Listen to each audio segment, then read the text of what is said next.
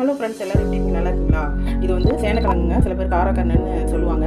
நாங்கள் வந்து சேனக்கிழங்கு தாங்க சொல்லுவோம். இது வந்து கொஞ்சமாக கல் உப்பு போட்டு கட் பண்ணி இங்கே பாருங்களேன். இந்த அளவுக்கு கல் உப்பு நான் முதல்ல போட்டுட்டேன். போட்டு நல்லா இங்கே பாருங்கள், இப்படி குலுக்கி வச்சிடணும். குலுக்கி வச்சிட்டிங்கன்னு வச்சுங்களேன், நம்ம வறுத்து சாப்பிட்றப்ப நாக்கு அரிக்காமல் இருக்கும். இது வந்து ஒரு 10 நிமிஷம் நல்லா ஊறட்டுங்க. அந்த உப்பில் ஊறணும்.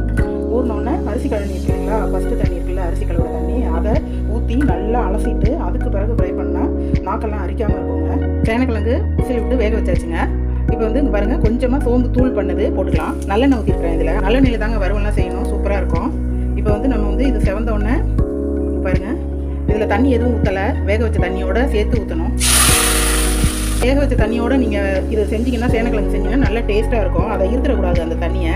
பாருங்கள், 1 ஸ்பூன் மிளகாய்த்தூள், 1/4 டீஸ்பூன் மஞ்சள் போட்டுக்கலாம். உப்பு வந்து முன்னாடியே போட்டாச்சுங்களா ஊற வைக்கல, அதனால இப்போ பாருங்கள் கொஞ்சமாக போட்டுக்கலாம். இப்போ இதை மூடி தண்ணி வற்றினோன்னு நம்ம அப்புறம் பார்க்கலாம். சேனக்கிழங்கு தண்ணி வற்றி வந்துருச்சுங்க. சூப்பராக இருக்கும். சாப்பிட்டு பாருங்கள். சாம்பார் வச்சிங்கன்னா, பொரிச்ச குழம்பு வச்சிங்கன்னா சாப்பிட்டு பாருங்கள். இந்த வீடியோ நீங்கள் பார்த்ததுக்கு ரொம்ப ரொம்ப நன்றிங்க.